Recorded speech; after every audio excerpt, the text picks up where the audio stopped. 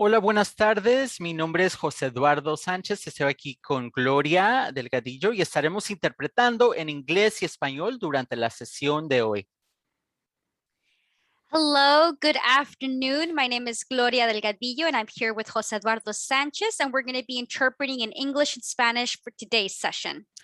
Primero que nada, queremos agradecer a los organizadores de este evento por su compromiso con la justicia del lenguaje y con crear espacios multilingües. First and foremost, we'd like to thank the organizers of this event for their commitment to language justice and to creating multilingual spaces. La justicia del lenguaje incluye poder hablar, entender y ser entendidos en el idioma en el que nos sintamos más cómodos. Language justice includes being able to speak, understand, and be understood in the language in which we feel most comfortable. El crear espacios multilingües no es solo la responsabilidad de los intérpretes, sino de todas las personas presentes. Por eso les vamos a compartir algunas pautas para que nos ayuden. Creating multilingual spaces is not only the responsibility of the interpreters, but of everyone here. That's why we'll be sharing some guidelines so you can help us out. Para los presentadores de hoy, pueden ayudarnos hablando a ritmo moderado, en voz alta y claramente.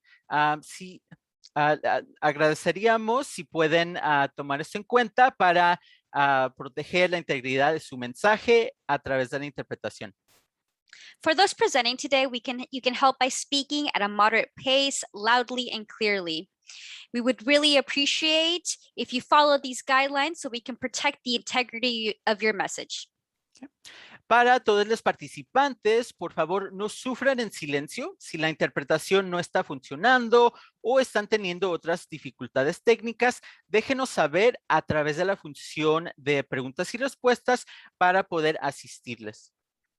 For all participants, please don't suffer in silence. If interpretation is not working or you're having other technical difficulties, please let us know in the chat so we can help you.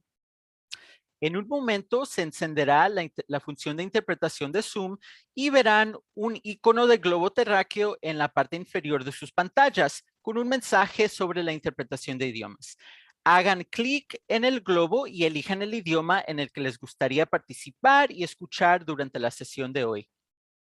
In a moment, the Zoom interpretation will be turned on and you'll see a globe in the lower part of your screen with a message about language interpretation. Click on the globe and select the language in which you'd like to participate and listen during the session. Si nos acompaña a través de su celular o tablet, puede hacer clic en los 3 puntos en la esquina derecha en la parte inferior de su pantalla, elija interpretación de idiomas y después seleccione su idioma. Asegúrese de hacer clic en finalizado y estará listo. If you're joining through your smartphone or tablet, you can click on the 3 dots on the bottom right corner of your screen, select language interpretation and choose your language. Make sure to click on done and you'll be set. Si usted se siente cómodo en ambos idiomas el día de hoy, en inglés y en español, para escuchar y participar, entonces no tiene que hacer clic ni escoger nada en su pantalla. If you feel comfortable listening and participating in English and Spanish, then you don't have to do anything on your screen. Los organizadores ahora pueden encender la función de interpretación y comenzaremos a interpretar simultáneamente en un momento. Muchas gracias. The organizers can now turn on the interpretation function and we'll start interpreting in a moment. Thank you.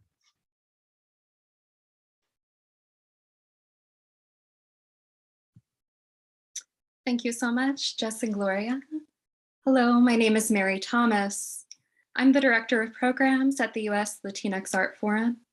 My pronouns are she, hers, and I'm a cisgender white woman in my 30s, and I have curly brown hair.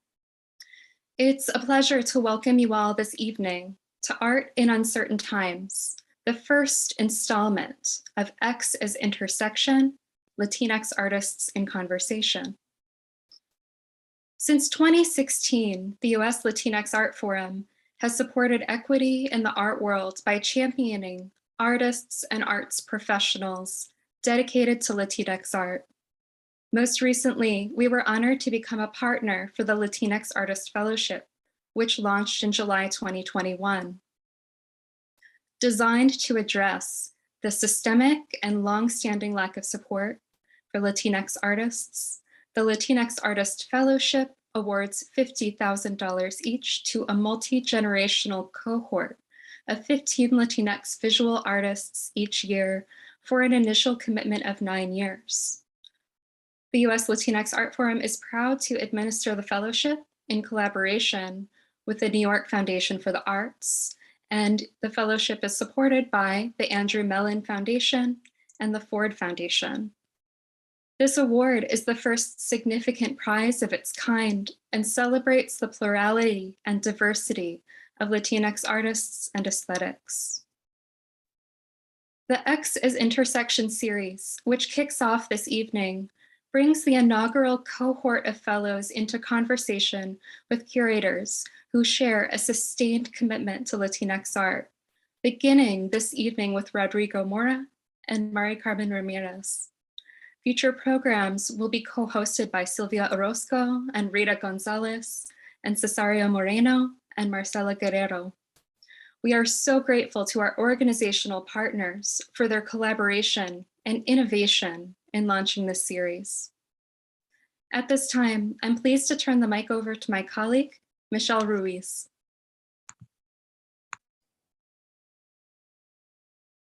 Good evening. My name is Michelle Ruiz. I am the program coordinator at the US Latinx Art Forum. My pronouns are she, her, and I am a cisgender Mexican-American woman in my 30s and have wavy, dark brown hair.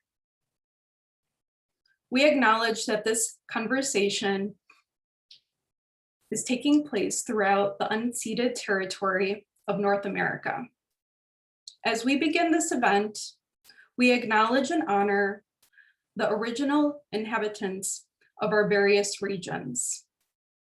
Please join us in taking a moment to honor these ancestral grounds that we are collectively gathered on and support Indigenous peoples' ongoing stewardship and struggles to protect their cultural resources and homelands. I am currently broadcasting from my home in Berwyn, which is the traditional unceded territory of the Council of Three Fires, Ojibwe, Ottawa, and Potawatomi tribes. Our participants this evening are speaking from the unceded territories of the Dakota in Minneapolis, the Achakapa Ishak people in Houston, the Lenape people in New York City, and the Mexica in Mexico City, and the ancestral lands of Quiche in Norwalk, California. Decolo are working with us to provide interpretation for this evening's conversation as a part of our commitment to language justice. If you're interested in listening in Spanish, please opt into the Spanish listening at the bottom of your webinar screen. We plan to close our event with a Q&A facilitated by our moderators. We invite you to submit your questions using the Q&A function below. It is our pleasure to introduce our co-hosts for this conversation, Rodrigo Moura, Chief Curator of El Museo de Barrio, and Carmen Ramírez, Wortham Curator of Latin American Art at the Museum of Fine Arts, Houston, and Director of the International Center for the Arts of the Americas.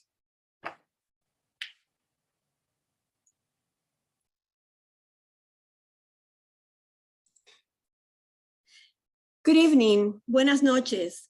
On behalf of El Museo del Barrio and the Museum of Fine Arts, Houston, Rodrigo and I would like to join Michelle Ruiz in welcoming all of you to this conversation on art in uncertain times, co-organized with the US Latinx Art Forum. We also wish to thank the speakers for sharing with us insights about their work and its relationship to the present conflicts of our present. The starting point for this conversation involves taking stock of a sad reality.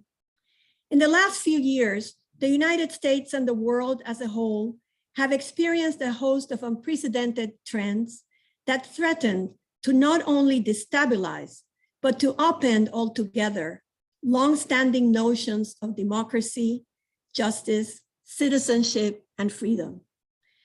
These include from the deadly impact of the COVID-19 pandemic and irreversible climate change, to the steady rise of fascism and the assault on truth.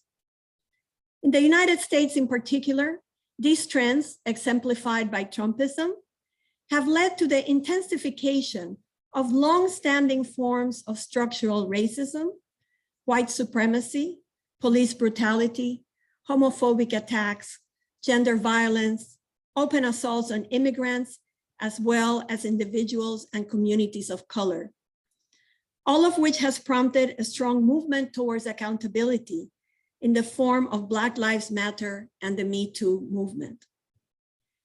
The near apocalyptic scale of many of these trends has stimulated aggressive interventions from artists in the form of renewed modes of activism that are redefining the relationship between artistic practices and the communities in which they are inscribed. At the organizational level, artists have staged die-ins, worked with crowds to topple racist monuments, forced resignations of prominent museum board members engaged in toxic business or financial ventures, protested the inequitable hiring practices and wealth-oriented policies of leading museums. Artistically, they have enlisted a broad range of old and new media to protest social inequity, racism, and colonialism. The tasks of reckoning and healing stand at the core of these contemporary practices, infusing them with a strong sense of urgency. The artists featured in this panel, Elia Alba, Christina Fernandez, Coco Fusco, and Carlos Martiel, have directly or indirectly engaged some form of activism or political denunciation at some point in their trajectory. Some of them define their multidisciplinary practices in terms of activism, while others resist rigid classification. In all cases, however, they engage in active processes of representation through photography, object-based art, performance, and video that promote participation and dialogue with the goal of empowering individuals and communities to confront the crisis and conflicts surrounding them. Moreover, their work speaks out on behalf of critical sociopolitical issues. Alba engages identity and race in multidisciplinary practice, while Fernandez uses photography to address conflicts involving labor and immigration. Coco Fusco and Carlos Martiel use bodies and public space to examine how political censorship, policing, and normative behavior exert control over society. Their performative work confronts the dynamics of colonialism, power, race, and gender.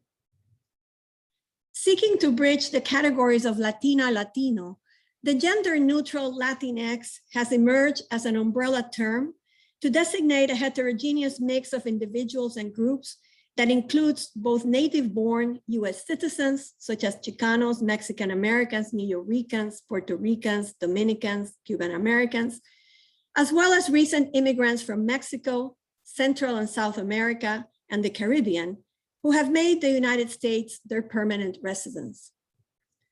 With more than 52 million Latinos, according to the 2010 US Census, this community is not only the largest minority in the US, but larger than the population of important countries of this region, such as Argentina or Colombia.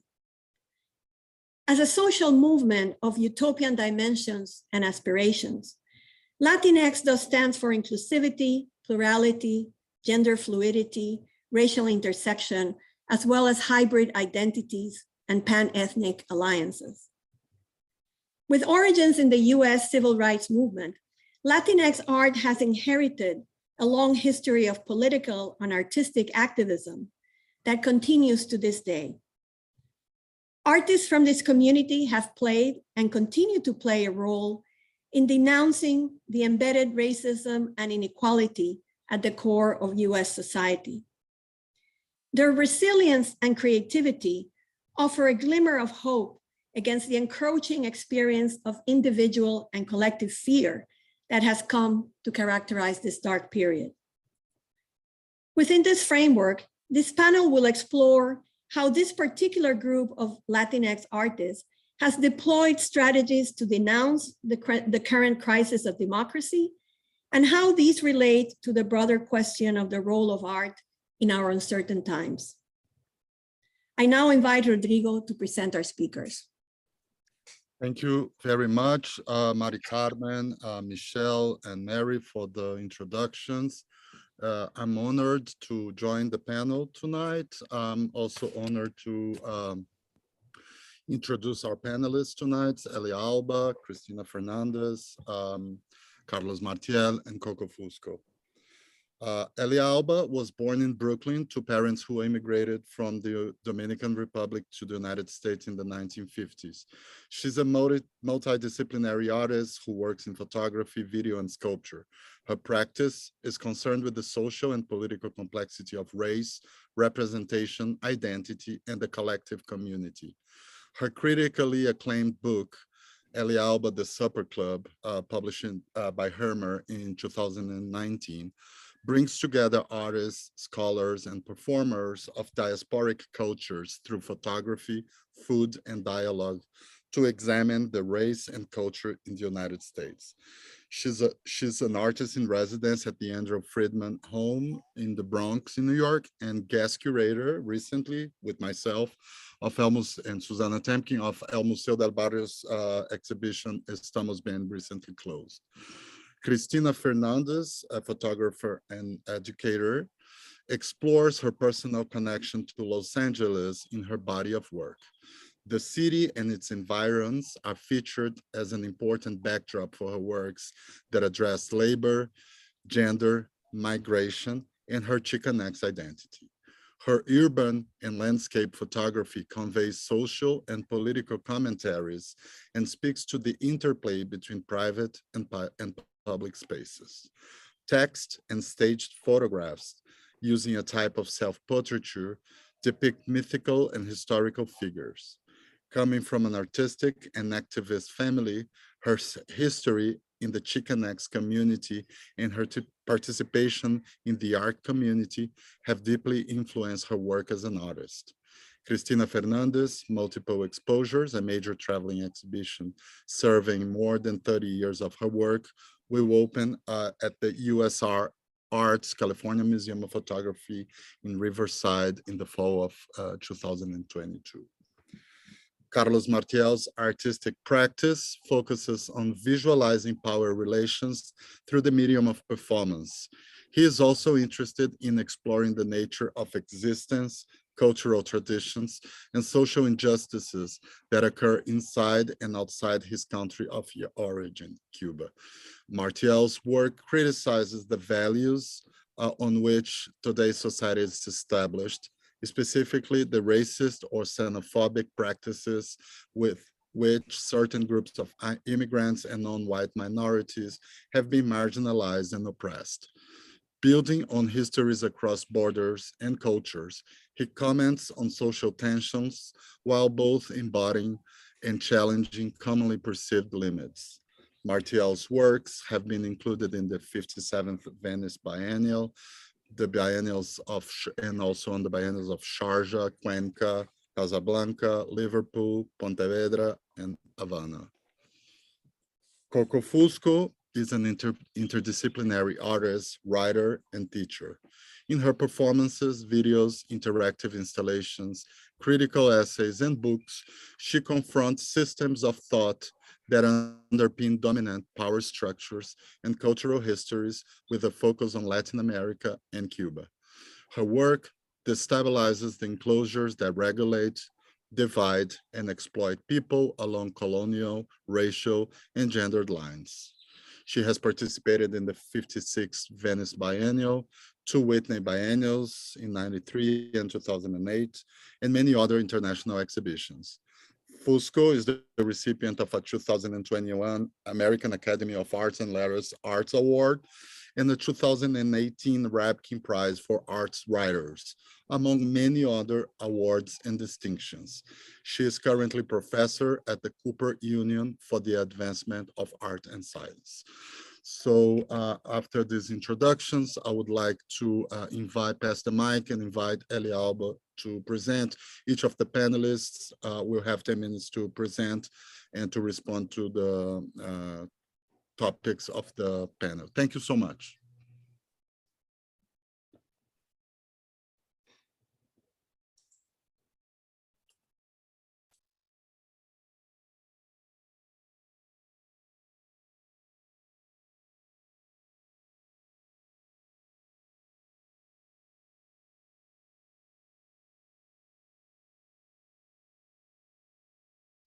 Elia, please, I'm sorry, I think you are muted. We can hear you. Thank you. Hi, my name is Elia Alba. I'm a cisgender Dominican American woman. My pronouns are she, her.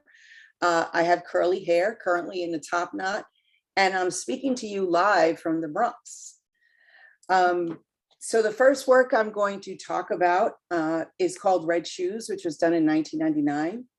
After I became pregnant, I began to see a connection between motherhood and labor, especially since my mother worked in the garment industry most of her life. Although both men and women inhabit these spaces, it is really women, often mothers, who form the majority of this labor force. This installation is composed of 2,000 pairs of small shoes I created. They're about 1 inch to 5 inches in length. At first glance, the shoes can look like elf shoes, fairy slippers, or a bed of flowers, alluding to the illusions created by the fashion industry that hides its unethical labor practices behind a facade of fantasy.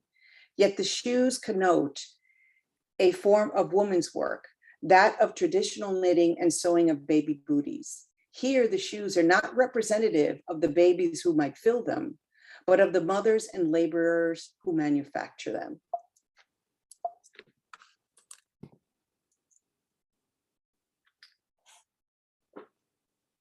This work here is titled Multiplicities.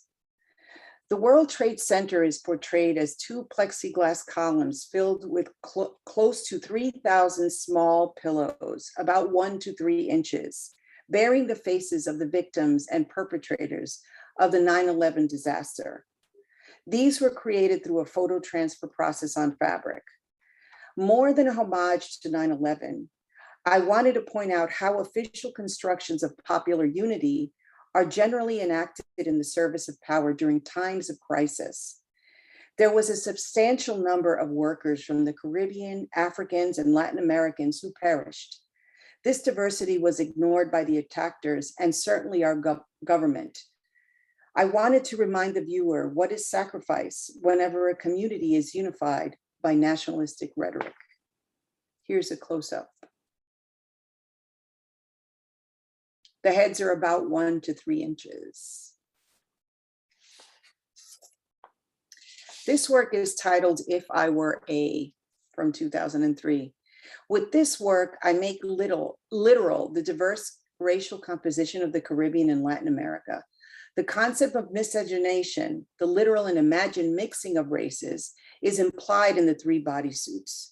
Created through a photo transfer process, these bodysuits are digitally distorted images of my own body in the guise of 3 crudely placed together races.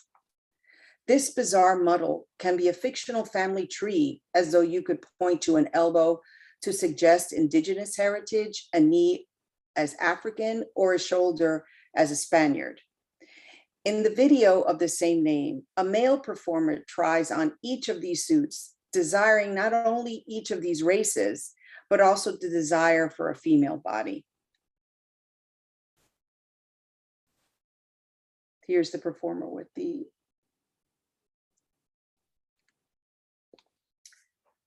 Larry Levan. For this series, this is a series of photographs and video, I created masks of famed DJ Larry Levan's face for male and female performers to wear.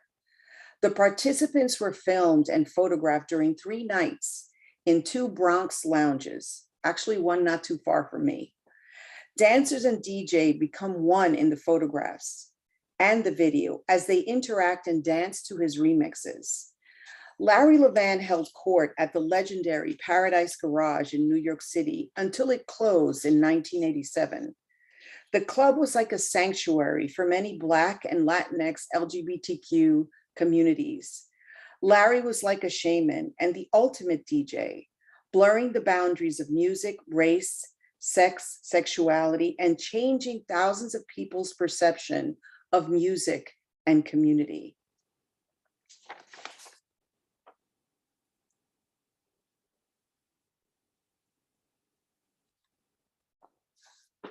Busts. This installation, informed by the Greek Hall of Busts in the Metropolitan Museum, as well as its African wing, which was in close proximity in the museum. This installation merges the traditional form of representation, the classic bust, with symbolic portraiture of non-Western cultures, where representation is expressed through the use of the same shape, but with changes to the inscription, size, attitude, and attributes. The busts were created through a photo transfer process on fabric. I kept the face intact and utilized the same fabric pattern, altering the size to accommodate the sitter. They can function as partial body mask. However, placed over wire armatures and on pedestals, they present a reimagined view of classical art and artifacts.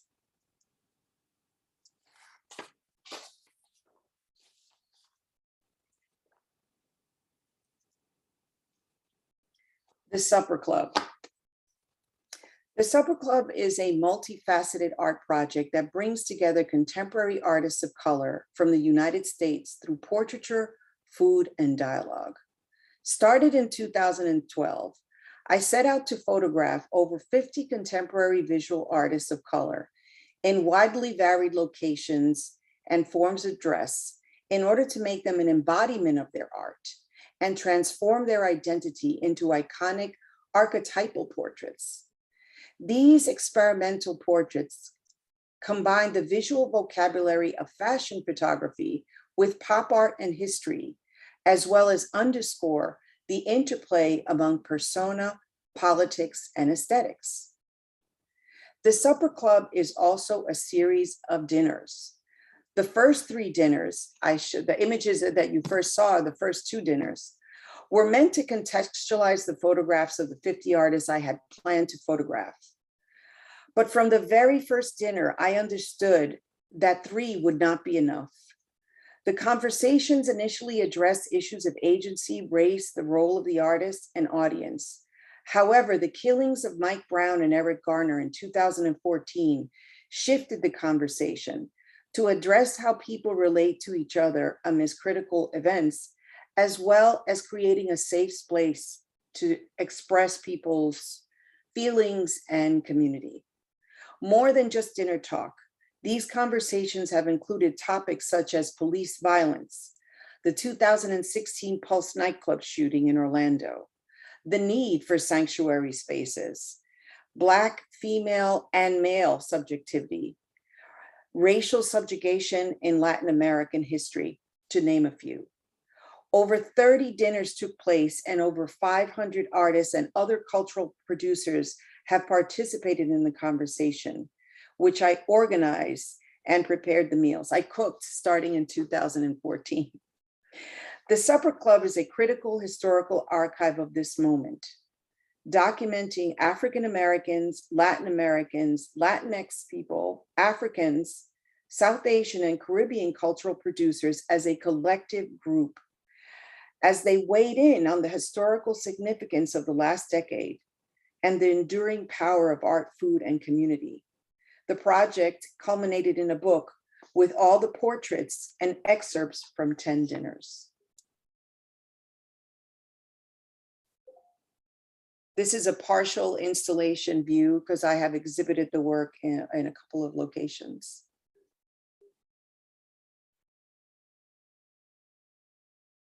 And finally, I reached to the last part of my presentation, which is my most recent body of work, which is the soft sculptures of hands. These soft sculptures are created through a photo transfer process on fabric of photographs I have taken of people's hands, utilizing pretty much the way I did with the photographs in the supper club, utilizing instead now it's their personal narratives or historical narratives that the sitter has shared with me. I create a portrait of them through their hands. The human hand has been at the center of visual art history, not just as the main tool of creation, but as an important focus of representation. Also, hands are like emotional barometers. The gestures we produce when we speak are not merely random movements used for emphasis, but are tied to our thoughts. It's a boldly action that represents information and thus has an indirect effect on the world. And this last one here that I'm showing, it was a response to George during the protest for George Floyd. And just to give you a little description on one of these narratives, the hand at the bottom has images, painted images on this hand of protesters. And on the top, it's images of these etchings from like the 1870s. I can't remember exactly the artist's name, but it was etchings of the slave trail of tears when the production of tobacco moved down to be instead cotton, and the slave and the I'm like losing my thoughts here, and the transatlantic slave trade was abolished. A lot of these slaves were brought down on foot for miles and miles, so they went through like a second journey but on land. So I felt there was like a connection to the march and to that, thinking that the trail of tears is still going, and that, you know, racism and all these kinds of things constantly morph into new things as we move through life. And that's it. Thank you. And now for Christina Fernandez.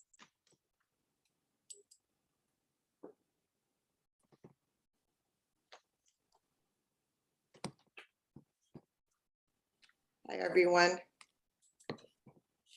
So Evan, can we start my first slide?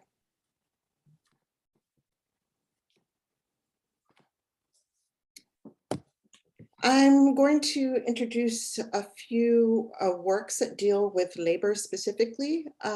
So this is a text panel from a photographic series called Manuela Stitched. This piece that you're looking at right now is actually black thread embroidered onto muslin. So muslin is a cloth that is used in the textile industry, or the garment industry actually, to create patterns from forms. So the text is kind of a fantastic story, right? Looking down, she saw that her stocking had a run. La migra came like a storm today. The end of a black thread was caught on her heel. It trailed away, winding around the corner. She pictured an empty spool and feared they would notice it and find her. So this is taking place in the mind of Manuela, basically. And she's running away from a immigration raid, and she looks down and discovers there's this thread that's caught the end of her heel, and she fears that they will see the empty spool and trace the thread and find her. Of course, this is not something that is actually going to happen, but I think it hopefully expresses the fear of something like an immigration raid. I spoke with several women who had worked in the garment industry and at various times doing various different jobs. And I tried to sort of consolidate or distill what they had told me into one brief narrative. We can go on to the next slide. So the text is displayed with these garment factory facades, basically. This one is called Fashion International. And if you were to look at the detail, you could see that on the sign, there's several languages asking for workers. So through the signage was created sort of a body of workers in many different languages. Chinese, Tagalog, Spanish, other languages. Next slide, please. TT&T fashion. So when I was photographing, I also noticed that the garment factories were in different kinds of buildings. This is a sort of a brick 3-story or 2-story building.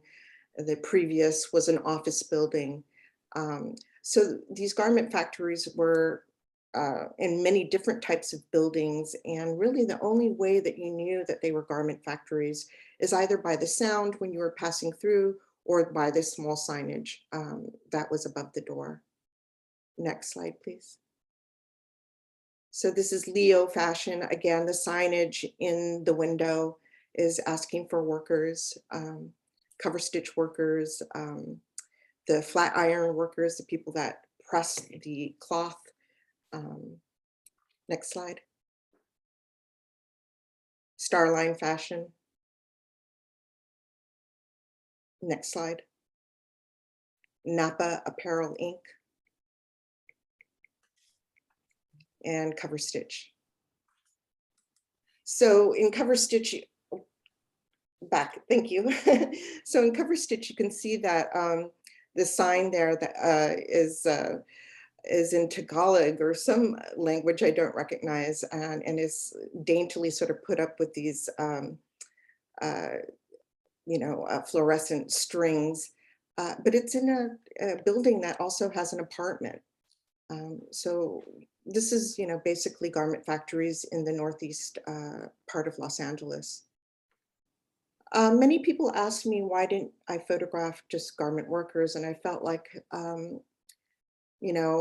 one of the things that I was trying to approach was the hidden labor, which is being concealed behind these doors, but also coming from the perspective of a consumer who only sees outside of the buildings, right? We don't go in.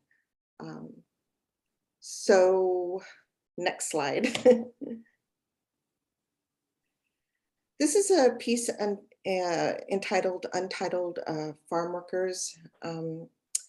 It had quite a long genesis, starting as a performance and installation piece, then transform into a photographic grid. And next, coming this fall, I will be installing it as both a photographic grid and an installation with unfortunately, new farm worker deaths. So let's go to the next slide. So each of the photographs contains a picture of a hand planting an index card into the soil. In this one, it's Gloria Zuniga. She died as a result of denied medical treatment and exposure to Zolan, which is a pesticide. Next slide. And this detail shows an index card delineating Dolores Huerta, who suffered a ruptured spleen and broken ribs from a police beating. This was during a protest, and she got severely beat and had to be put in the hospital for some time. Each card goes through different farm worker deaths and injuries, and sometimes injuries due to sabotage of their cars, or being beaten on the picket line, but also pesticide and other types of farm worker injuries.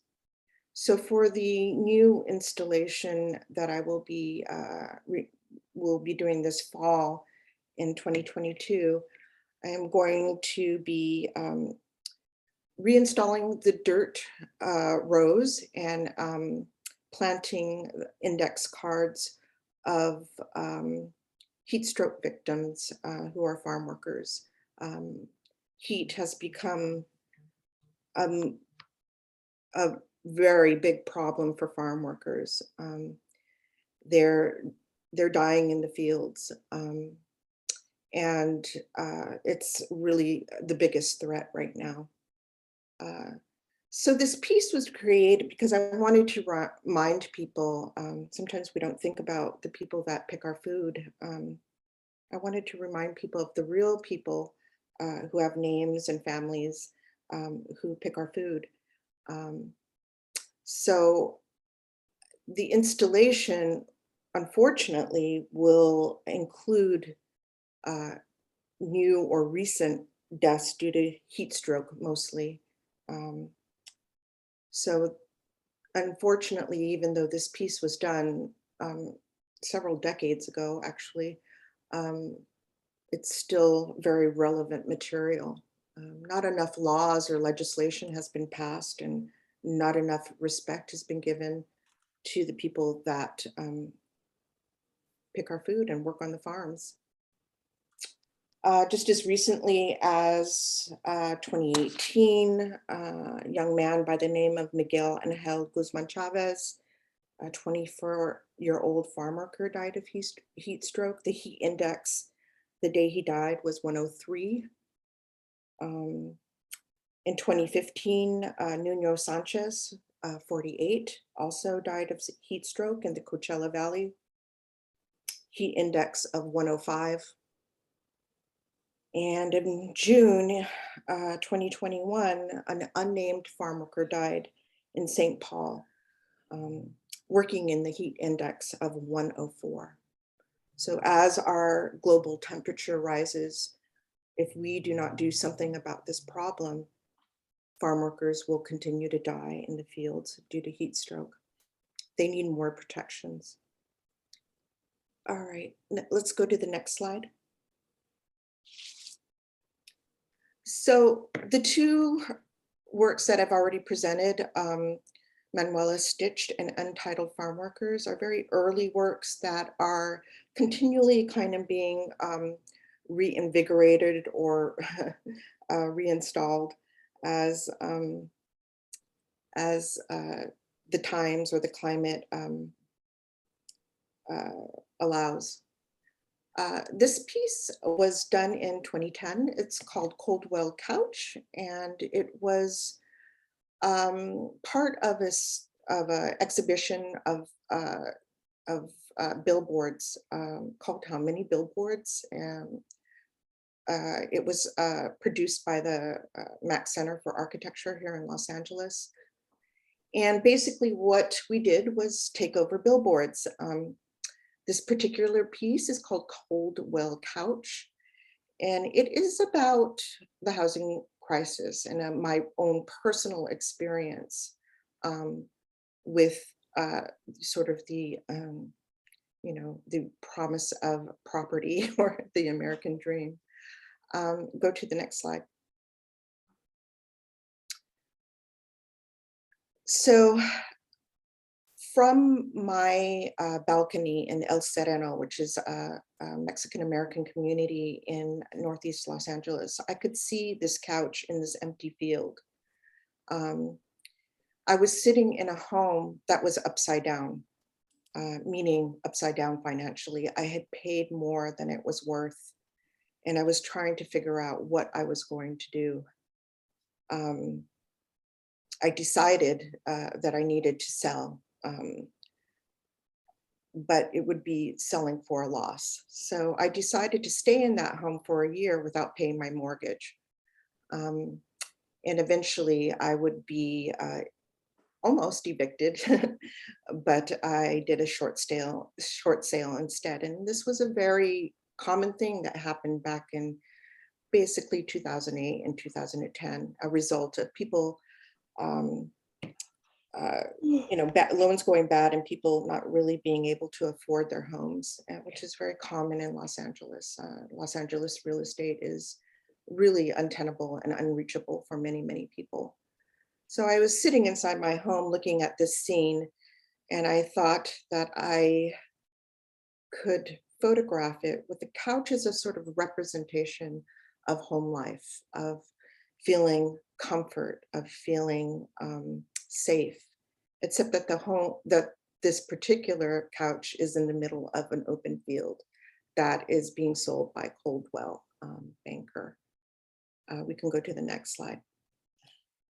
So while I was staying in my home and not paying my rent and, having to do a short sale, not my rent, my mortgage, times changed. The green grass turned to straw, and the couch eventually was turned upside down, which I thought was a perfect metaphor for what I was experiencing at the time. And I was not alone. There were many people who were experiencing this sort of topsy-turvy, upside down world of not being able to afford your home. The couch is a perfect symbol. This upside down couch is a perfect symbol of the way that I was feeling, of the way I think many people felt at that time. It is faded, it is torn apart. It once was probably a pretty nice couch, but no longer is serviceable. And I meant it as a way of saying what we're currently experiencing, and the way that we value real estate, and the way that real estate is overvalued. It's not tenable. It's not tenable for people. You should be able to afford your home or afford the place that you live in. And more, even especially after COVID, this has become an impossibility, owning a home for many, many people. Okay, next slide, please. Hey. Oh, and this is the billboard, diptych. Next slide. So related to this idea of home,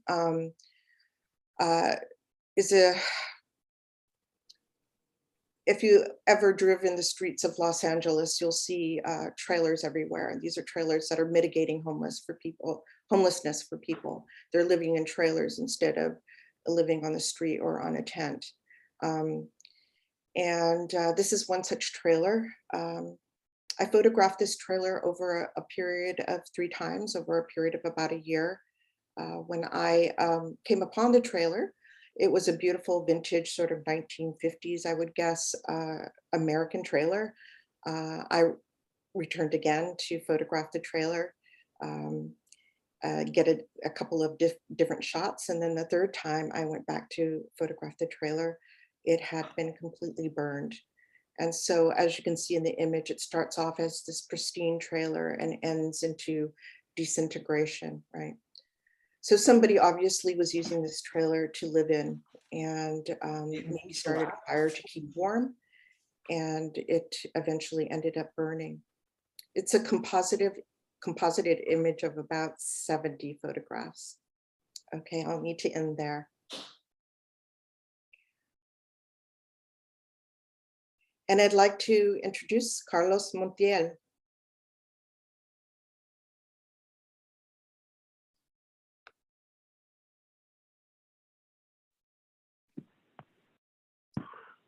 Buenas tardes a todos. Good afternoon, everyone. My name is I'm happy to be sharing this conversation, and I'm sorry I'm speaking Spanish, but that's the language that I speak, and it's much easier for me to express my ideas and the work that I do in Spanish. You can go ahead and put the first image on. I would really like to start off with saying I'm a performance artist. I was born in Cuba, and I studied, and I would really like to talk about the way that I do my performance. In 2007, I did the pigment here that you see is my blood, and I had to go to a public clinic in Cuba so they can ask someone to stop the blood, but that wasn't possible. Sometimes they would say no or nothing, and so it got to a point that I couldn't, turn back time. And so because of the ways that, the topics that we were addressing, like racial racial tensions as a Black person in Cuba, I had a lot of like questions about the reality that I was living as a Cuban citizen. And so I decided to the important thing was my body, and because of the topics that I was touching on, I decided to work with my body. And so this piece of art is something that I did in Chicago in 2014, if I remember correctly, or maybe 2015. But the piece here is of a body where different identities are mixed, and keeping in mind that Chicago is a very cosmopolitan city, but at the end of the day, like every immigrant goes to their own neighborhood, right? Like whether that be the Puerto Rican neighborhood or and like for me it was like about how all these identities mixed in my body. And so what I did is as different immigrants and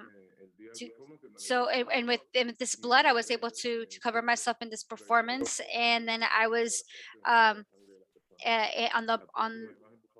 the wall you could project an image of all the people's bloods. Next.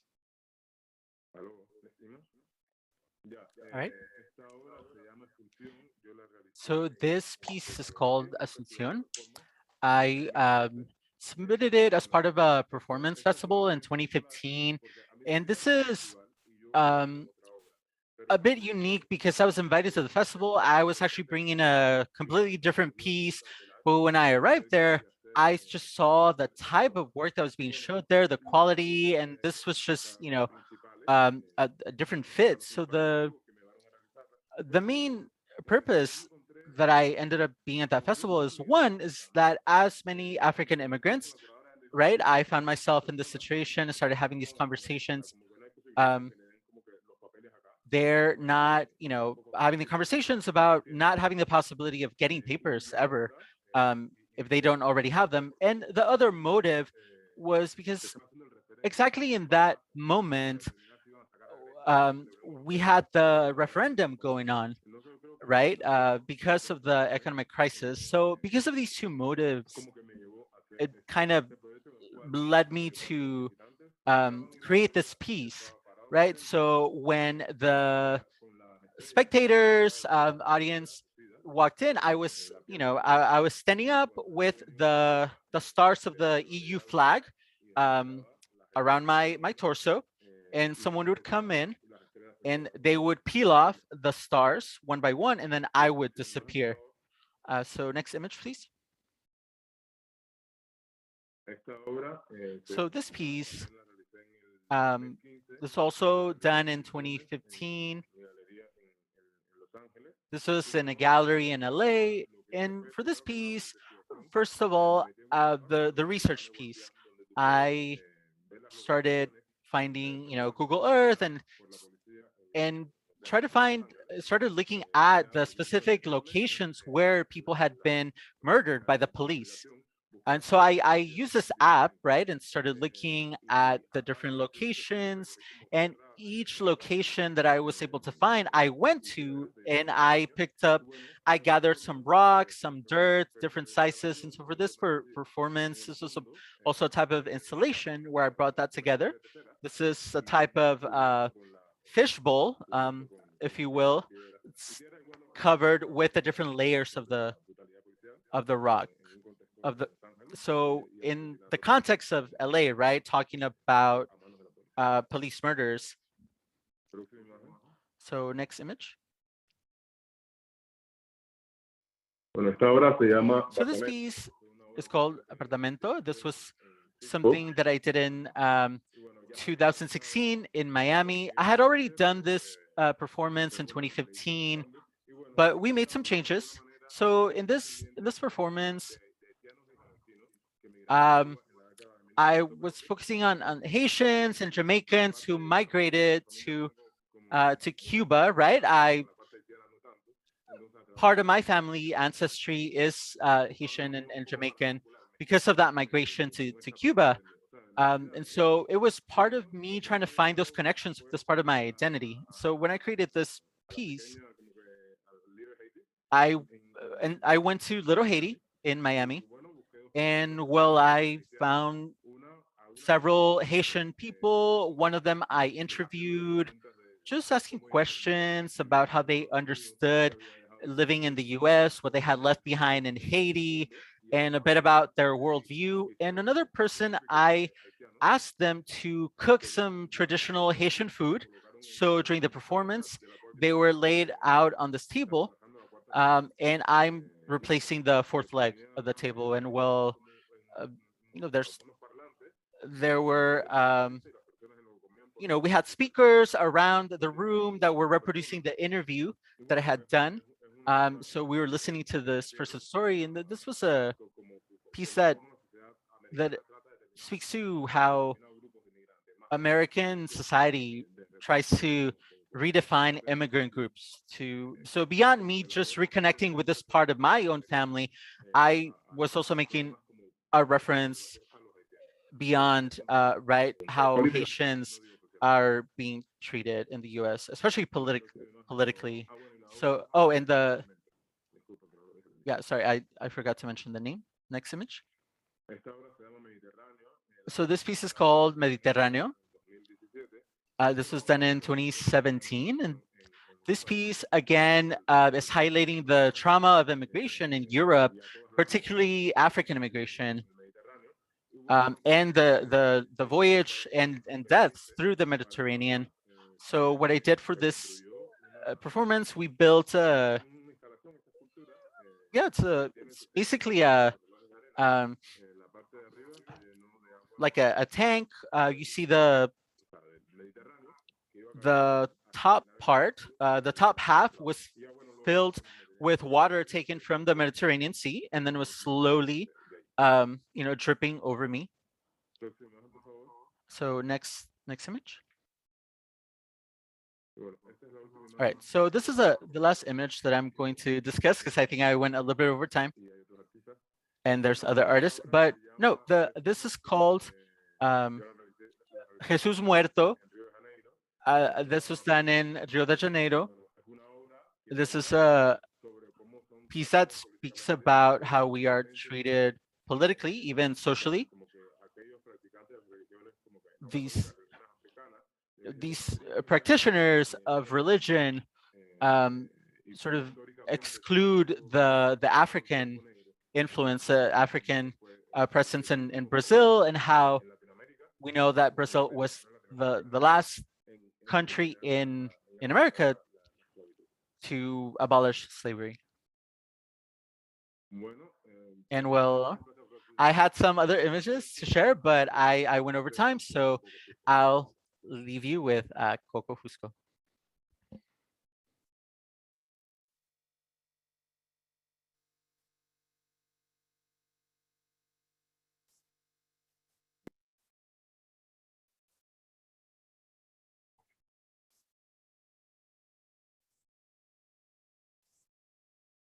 Hello.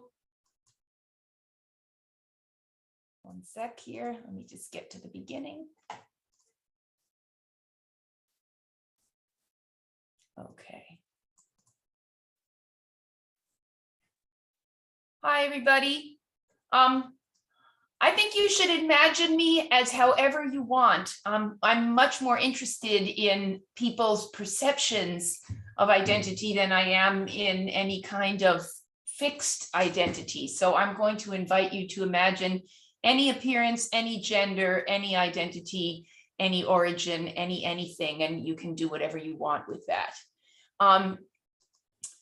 So I've been working professionally for 35 years, and so I can't condense that into 10 minutes. So I'm just going to look at one body of work from the last 10 years that is focused specifically on Cuba, because most of my effort artistically has been put in this direction, and also some of the more activist-oriented projects that I've been engaging in have been focused on Cuba, the situation of the arts community there, and the struggle for human rights.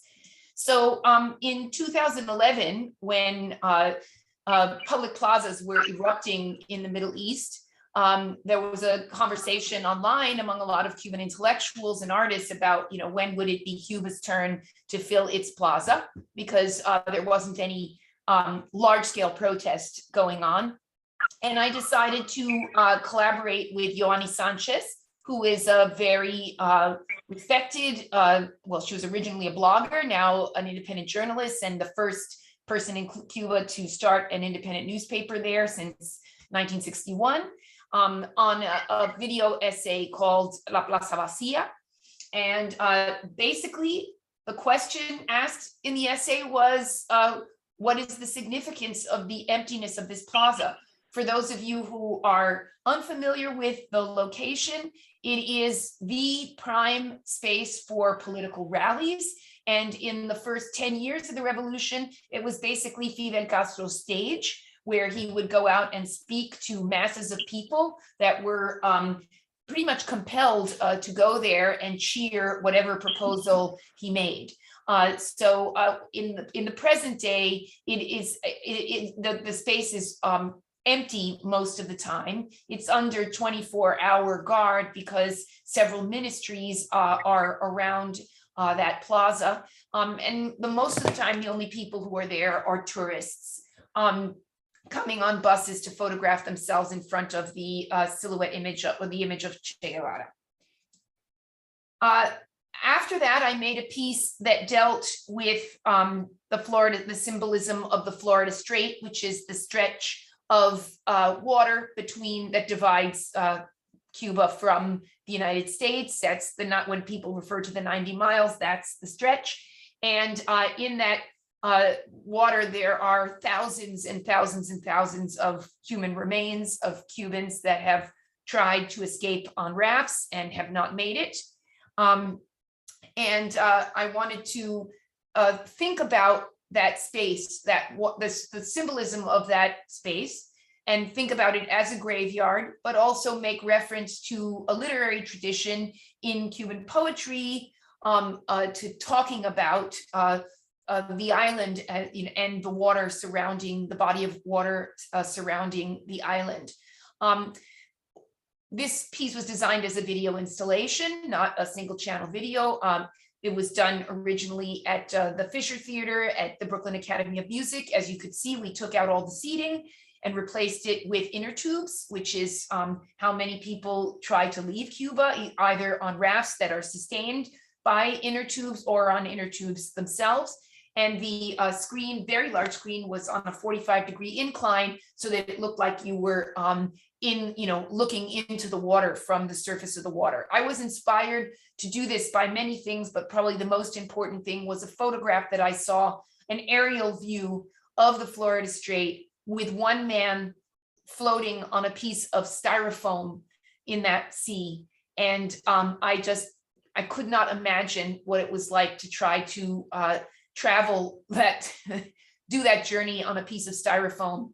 So I wanted to in some way create the physical and psychological sensation of being basically cradled by the sea, but also threatened by that sea because of the number of people who die there. After that, I began a suite of works that have to do with the relation between poetry and politics in Cuban post-revolutionary history. And one of the pieces I made in 2015 was about Everto Padilla, who was a very celebrated Cuban poet in the 1960s, internationally known. And he started the first press office for Cuban media in the Soviet Union in the early 1960s, befriended many dissident poets there, and became somewhat over the years skeptical about the authoritarian tendencies of state socialism, was accused of being a counter-revolutionary, was eventually fell from grace and was arrested in 1971 and held at Villa Marista, which is the headquarters of Cuban state security, for 36 days and psychologically tortured, and eventually was put in front of an audience at the Cuban Writers Union of his peers so that he could denounce himself as a counter-revolutionary and also denounced his wife and several of his friends. And the transcript of this encounter, which shocked a lot of people, and especially outside of Cuba, became a kind of watershed event in the history of the Cuban Revolution. Before that, Cuba had enjoyed kind of universal approval and even adoration by intellectuals and literary figures and artists from around the world. And at that point, that milieu became divided between those who decided to stick with it and those who were turned off because they felt they had just witnessed Cuba's version of a Stalinist show trial. So I was drawn into this story because we know that the confession was filmed and then the film disappeared from public view. And for more than 40 years, intellectuals mused about what happened to that film and where was it and how could we see it and so on. And then suddenly a few years ago, a fragment of the confession appeared in a documentary in Cuba and made it clear that the film had not been destroyed, that it was somewhere. And I began to try to get access to more of the original footage, was unable to, and then made a decision to reconstruct the story using that fragment and archival materials that I was able to source in South America, Mexico, United States, Paris, and elsewhere. So that's the story of La Confesión. After that, I made another piece, this time about a woman poet, María Elena Cruz Varela. So the Padilla piece was about the 60s. She comes from the 1980s. She won the National Poetry Prize in 1989. And she also founded the first group of Cuban intellectuals that decided to defect as a group from the Artists and Writers Union and demand an independent organization. And they all sort of crossed over from the aesthetic sphere into the political, which is extremely dangerous move in Cuba. And their organization at its height had 5,000 members. It was called Criterio Alternativo, alternative criteria. And of course, they were subject to all kinds of harassment by the Cuban government. And eventually, in the early 90s, her house was broken into. She was subject to a mob attack that went on for 72 hours with people outside of her building screaming all day and night. Her gas was cut off, her water was cut off. No one was allowed to visit her. And finally, she was imprisoned. She was dragged out and imprisoned for 2 years. And when she left the country to get an award, she was told that she could never come back. So that's the story of that. I also was at this time working on a book about Cuban performance. And there you see Carlos on the cover that traces a history from the 80s up to the aughts of political performance.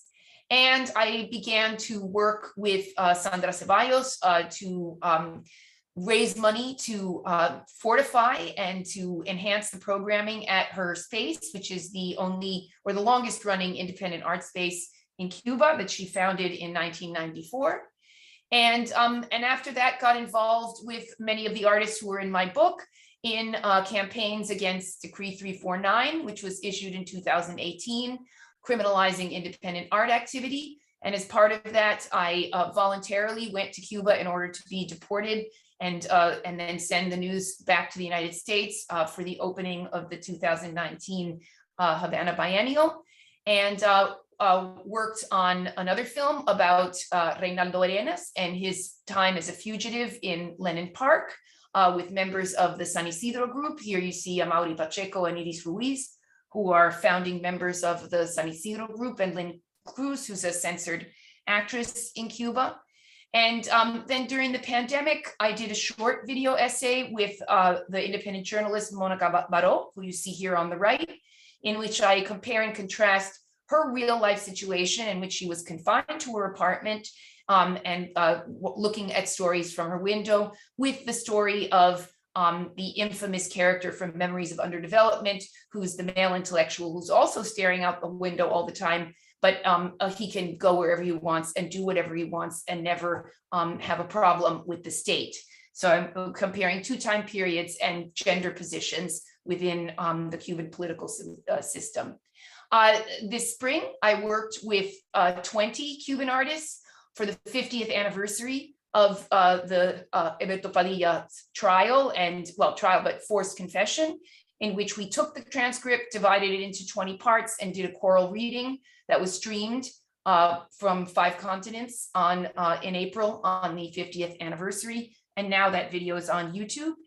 I'm currently involved in a campaign to boycott the Havana Biennial because of the artists and activists that are still in prison since July 11th. And some of them, most were arrested during the protests, some were arrested before. And finally, my work in progress is a fiction film, but based on testimony from the writer Néstor Díaz de Villegas, who was imprisoned in Cuba in the 1970s when he was a teenager for writing a poem. So that's that. I wanted to end this with a very quote, because we're supposed to be talking about the relationship between art and activism, from Maggie Nelson's new book, which is absolutely brilliant, that has to do with how art and activism are related, but they're not exactly the same. So she says, this is especially cruel when it comes to the call to care, which is a much trickier rallying cry when it comes to art than it may initially appear. This trickiness has to do with art's status as a third thing between people whose meaning, as Jacques Rancière has it, is owned by no one, but which subsists between artist and spectator, excluding any uniform transmission, any identity of cause and effect, whereas care can slip quickly into paternalism or control when it isn't experienced as care by its receiver. Think of the last time someone did something you didn't want or like because they cared about you. Art is determined by the indeterminacy and plurality of the encounters it generates, be they between a work and its maker, a work and its variegated audience, or a work of art and time. Its capacity to mean differently to different viewers, some of whom may not have been born or who died long ago, will always complicate any judgment that pretends certainty with any given work's meaning, or that purports that meaning to be self-evident or fixed. Thank you.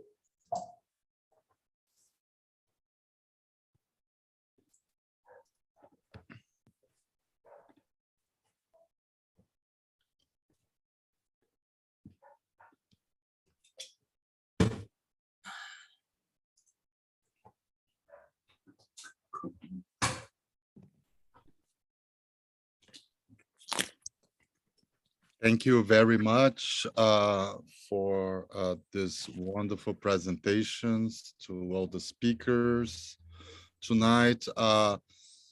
Mari, Carmen, and I have prepared some initial questions to follow up on each of the individual presentations. So I would like to invite all the speakers to turn their cameras on so we can start our conversation at this time.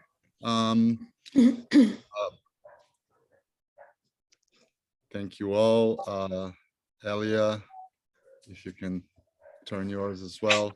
It's telling me I'm unable to start. Yeah, I had the same message before, but I'm sure you have a different message in a second. But I would like to start reading the question that I have prepared to you, Elia, just to ask also about your involvement in different curatorial projects, such as the Trienal of El Museo del Barrio recently, in which we collaborated. How do you see this relates to your practice as an artist? And also, how do you see this relates to specifically the supper club that you had a chance to talk about at the end of your presentation, at the middle of your presentation, but also with the idea of the panels, of the panel tonight? Well, I do see, I think we've talked about this. I do see working on the triennial as an extension of the supper club, because when I was, it was about gathering voices, but it wasn't like randomly putting people together. It was bringing people together that had something specific to say about a particular subject.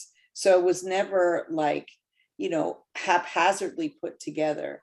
So when I think about this within the context of curating a show, you know, a lot of the things that I kind of went, you know, discuss and conversations that I had really kind of informed the way I was approaching the exhibition.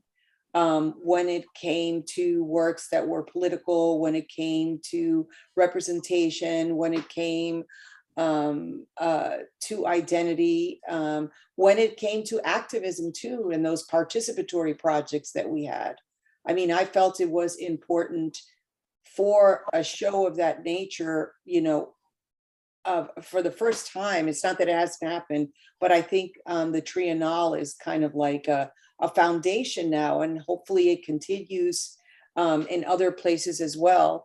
But for those are the things that we need to look at. And I think that comes back to your art and activism. You know, I don't consider myself an activist, but I do feel very conscious about the political choices I want to address in my work. Thank you. That was wonderful. Cristina, I also have a question for you.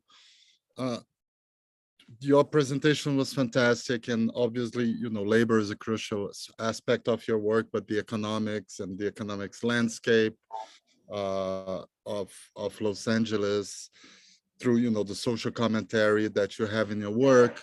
But I wanted to ask, how do you see your work has historically or over the time responded to political change or political changes over the years in the United States? No, and so I think this is an interesting question when people work with social commentary. How does the change in the landscape in the government or in the politics, I mean, especially involving the Latino population, how does have that impact your work over time? Thank you. Well, you know, just sort of jumping off from the two series that I showed first, you know, it's been an evolution, right? These pieces were done decades ago, yet, you know, none of these problems have been resolved in any way.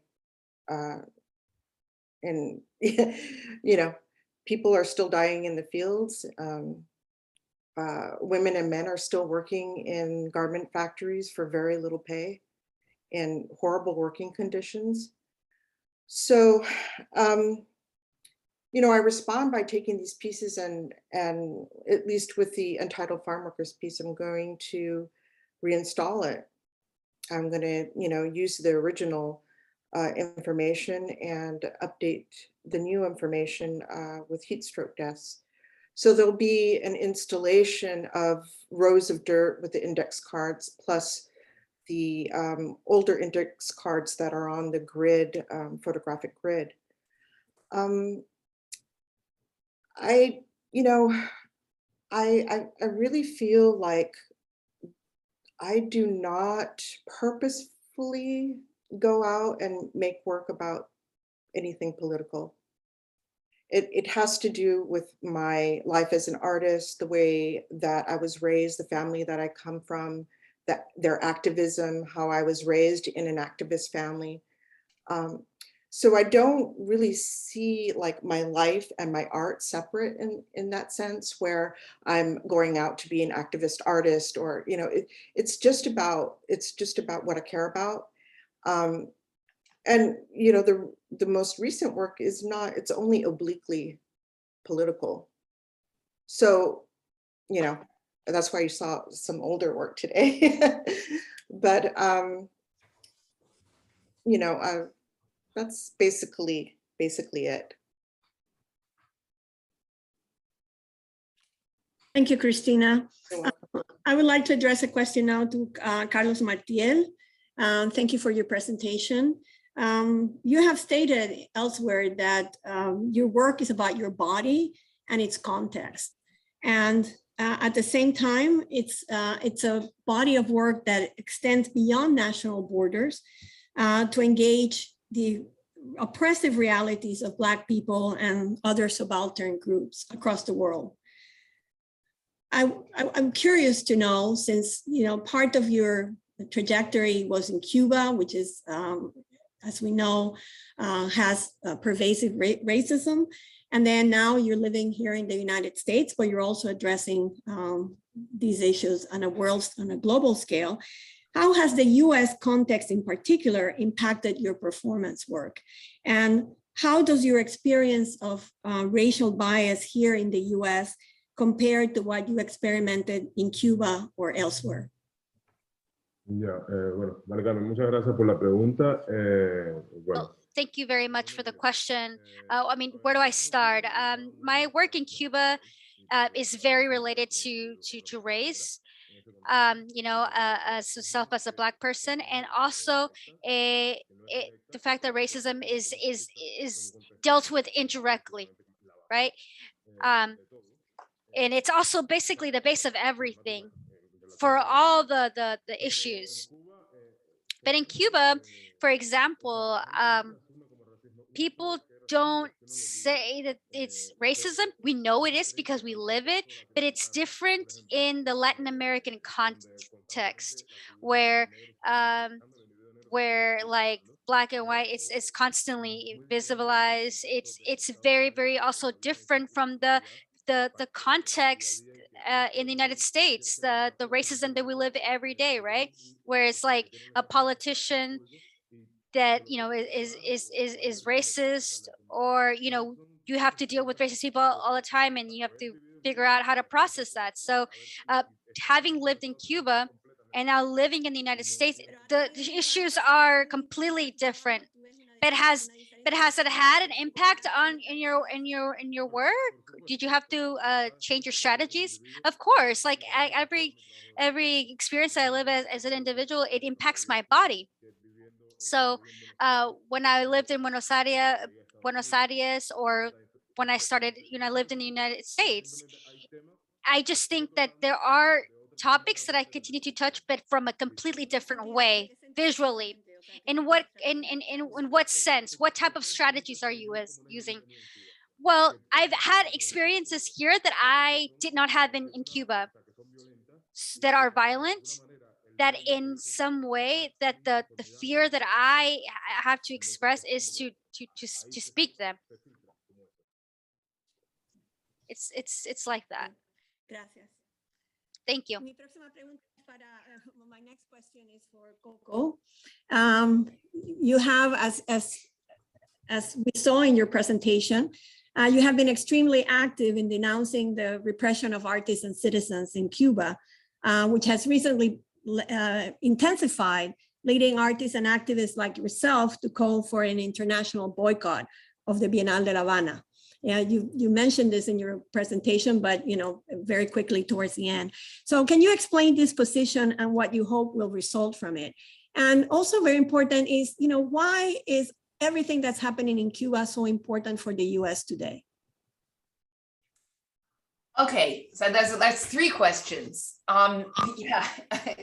Well, first of all, the repression of art in Cuba during the revolution isn't a recent phenomenon. It begins most famously with the censorship of the film PM in 1961 and the closure of many newspapers and magazines by 1962. You know, goes on from there. So there are examples of censorship and expulsions and forced labor and you know, expulsions from work and restricted access to unions and all kinds of things like that. You know, confiscated literature and imprisonments throughout. But it's become worse. It's become worse. I don't know. I mean, I don't want to say that it's become worse. I want to say that Americans are becoming more aware of it because those of us who are involved in communicating are getting more sophisticated about how we do it. I mean, basically, you know, I'm like a 24/7 press office at this point. And, you know, because it's important to get the story out, right? But that doesn't mean, and also remember that we have the internet, which allows Cubans to communicate with the rest of the world in real time, not entirely without control, but a lot more freely than 30 years ago when I would have to call an operator, ask for a phone call to be placed and wait for it to arrive at 4 o'clock in the morning and have it last 2 minutes before the line dropped. Okay, so, you know, and when there was only mail and mail didn't work and mail was opened. So we're in a very different kind of communications technology framework now that allows for greater fluidity in communication. But that doesn't mean that the repression was any less than when we didn't hear about it. Okay, that's number one. Number two, why is this important now? Because there are several artists in prison. There are many more artists who are under house arrest. And there are 500 or so people still in detention without having been tried after the July 11th protests. There were 5,000 arrests during the protests, which were overwhelmingly nonviolent. And there's speculation as to whether the violence was caused by agent provocateurs placed in there by the government to rationalize the arrests.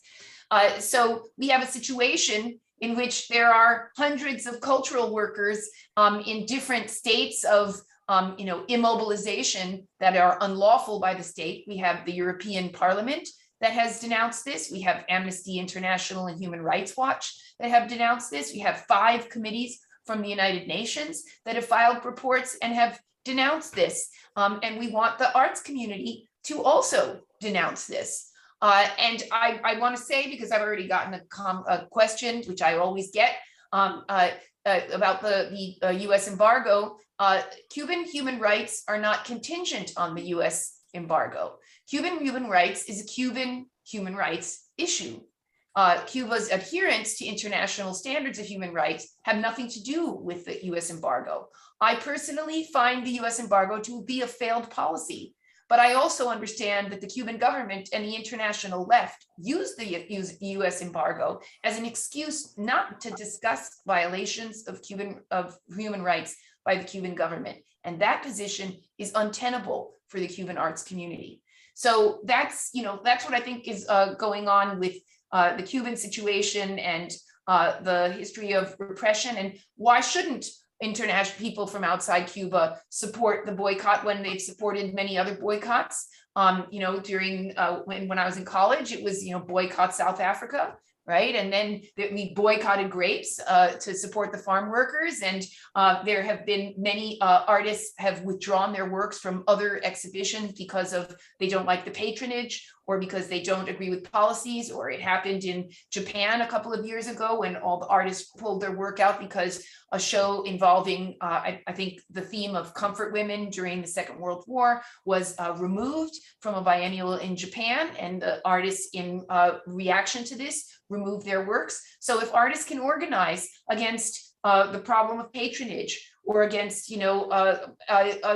collaboration, corporate involvement in dirty money dealings, why can't we also boycott an event? Because the same functionaries, the same ministers, the same ministries that create the Havana Biennial are the ones that cooperate with Cuban state security to keep people in jail unlawfully. It is the same exact people. It is not like there's some other people that come in and do the bad things. It's the nice people who shake your hand when you go there and you're invited to the biennial who are doing what's happening right now. Just to wrap up with the theme of some of the issues that we wanted to bring up in relation to art and activism, all of these organizational aspects that you have been, that you described, that you have been doing in Cuba with a boycott to the Biennale, getting signatures, translating works, helping out in all of this effort. Do you see a distinction between that kind of what I might call organizational work and your practice as an artist? You distinguish between the two, and if so, how? I want to let Carlos have a moment. Yo hablé mucho, Carlitos, tú diga algo. Because I already talked a lot, so Carlos, I want you to have a moment. Mari Carmen, ¿cuál es la pregunta? Mari Carmen, what was the question? The question is do you distinguish between that organizational aspect of getting signatures for the boycott, or is it just part of like the body of artistic work?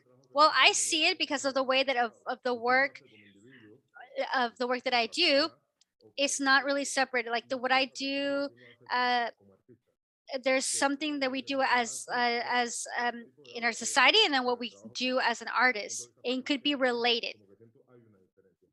So I feel like I do think there is a difference. I mean, what I read from Maggie's book, I do see distinctions. I do see my individual art practice as more offering a kind of space for contemplation of issues, although I would say that I am the kind of art that I engage in deals with political relations in different contexts in the world. I mean, I've dealt with the war on terror, I've dealt with colonial archives, I've dealt with all kinds of political scenarios, and then use those political scenarios to be able to explore those dynamics in art pieces that are not about changing anything in the immediate sense. However, and there's a big however here. In the history of the Cuban Revolution, there was a very strong push to keep artists out of political activism. They made political activism into a dirty word, while on the other hand, compelling people to express loyalty through their work and through their actions to the government. So there's been a lot of shyness and fear in Cuba of engaging in what Tania Bruguera calls artivism, right? And people are shedding that fear in the last few years because of the intensified legal pressure being put on the independent arts community. And I understand that as strategically beneficial in this moment, even though I think all the artists involved from Cuba would say that they also have their individual practices. We are all focusing our attention on working together to do kind of political gestures as artists right now. Oh, yeah. This is a moment in which it's absolutely important to do so. Yeah, this is what I would like to step in for a second and just talk about, like, art forms that take the form of political action. So this is because I think we have a long lineage, a long genealogy to recur to. Mari Carmen mentioned the civil rights in the beginning, and how different artists historically have recurred to the body, to memorialization. For instance, in Cristina's work, I know you did a beautiful work about COVID recently that also takes that form. So I wonder if other artists in the room as well, Elia and Cristina, want to talk about art forms that they have employed through their practice and that somehow come, formally from the field of politics. If this is, like a way to blur the boundaries a bit about between the two realms. I have to say, as somebody who's done both, I mean, I've done activism, like Trotsky, I'd party when I was in France in college and, go do the anti-war stuff. And then I've also made work that deals with some of these issues as an artist. And the approach is different. The focus is different. The outcomes are different.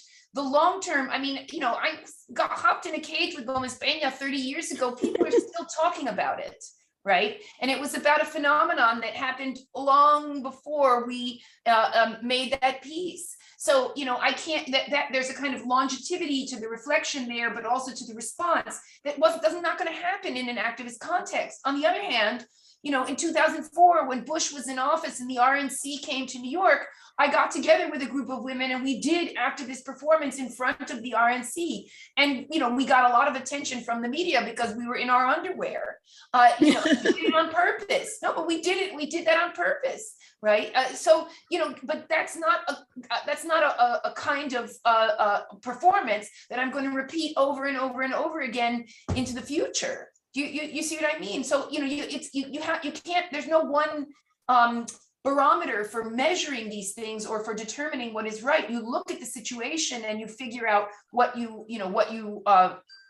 how to approach and what you want to do with it. And sometimes it's more immediate and direct, and sometimes it's not.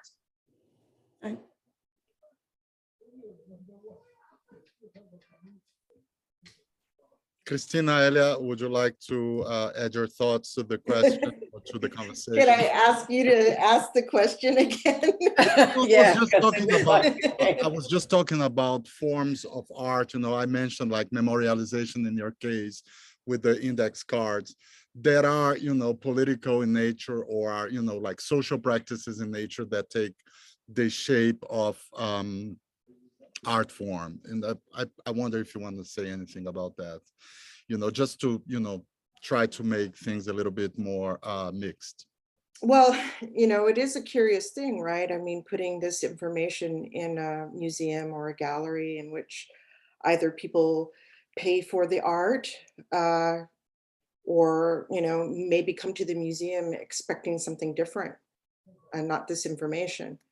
So, you know, it's a way of sort of, you know, occupying the space and making this information available to people that might not seek it out, may not know about it, may not be curious.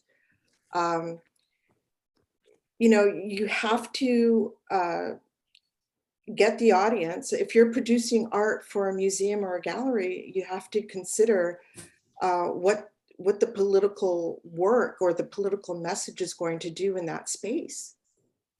And I almost exclusively work that way. And so I'm making objects, but I'm making objects that have information that I want to relay, that I care about, and where it goes from there in terms of audience and how the audience receives it, I have very little control over. But I do it nonetheless because the information needs to be presented to that audience in some way, somehow, right? Mainstream media is not covering this information at all. So somebody needs to, you know, and, you know, it's a complex balance as well. Do I still want this information that I'm giving, that I care about, do I still want it to look like an art object, whatever that means? And how is it to be considered? So it's a very fine line, and it's sometimes a very difficult balance. I don't know if I answered your question. I think so. I think Yeah. I mean, actually, you brought more complexity to the topic for sure. So that was interesting. Anyone else? We are unfortunately approaching the end of the session tonight. So Elia, maybe you. Yeah, I definitely, when I'm addressing any kind of political thing, I think that's what I kind of was putting out there, you know, starting with the shoes, dealing with labor, but it's still a work of art. It's still addressing those things, the multiplicities piece, the bust piece, you know, where dealing with the, you know, what was interesting when I was talking about busts and this idea that you have this classical Roman bust room here, and then you have the African wing over here, and then that causes comparison. And it's like there's something really intentional about that. And it's something really intentional about highlighting that. And then, of course, you know, fast forward to the supper club, you know, the photograph, that's where the art resides in the image. All those conversations reside in the work of art of the photograph. So that's why I always kind of never look at myself as an activist.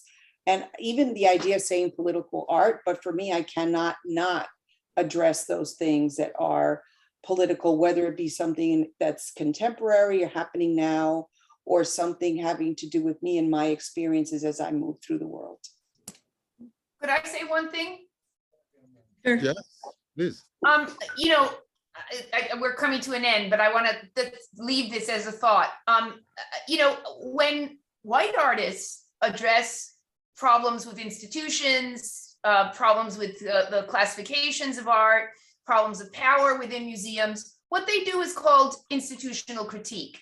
And their status as artists is never put into doubt. And my entire career, I have had people from the mainstream art world telling me that I am just an activist and not an artist. Right now, activism is chic It's in the New York Times. It's being supported by major foundations, like the ones that have given money for this award. But historically, the American art world has made a racist distinction between artists of color who address social issues and white artists who address social issues and are considered artists engaged in institutional critique. So I just want to like leave you with that. I don't have any problem with engaging in activism. I do it regularly. I have problems with the way that the art world classifies artists of color who treat social issues in their work.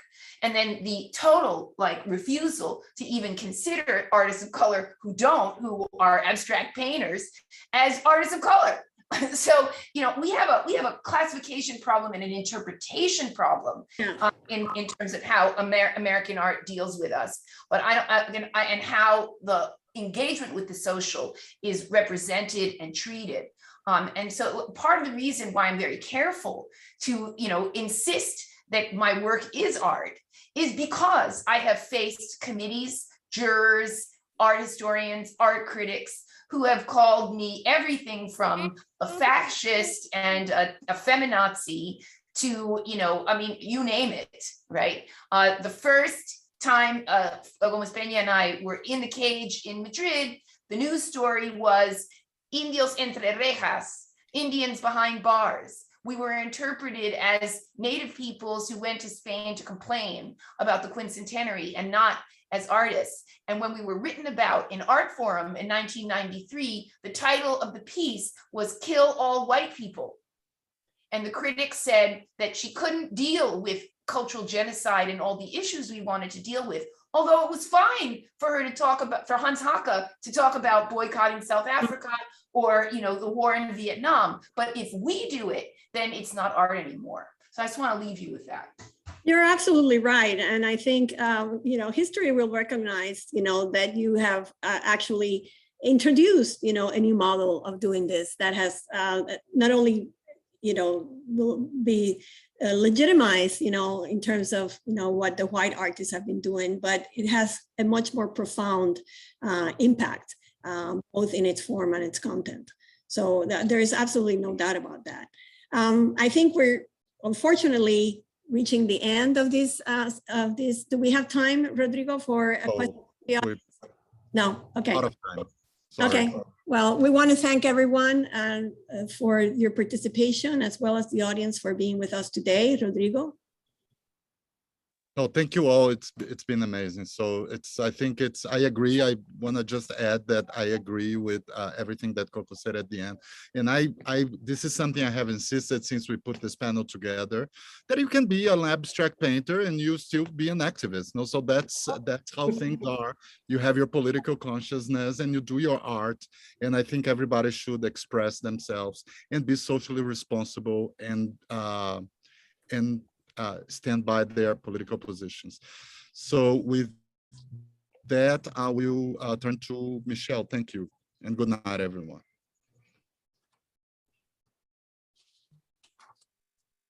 We want to close by thanking you all for joining us this evening.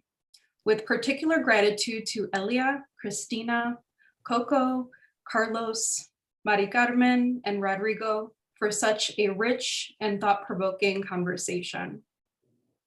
Thank you also to Jose Eduardo Sanchez and Gloria Delgadillo from Tecolo, the staff from El Museo de Barrio and Museum of Fine Art Houston for their logistical support, and to the Ford and Mellon Foundations for their support of this event. Have a good evening.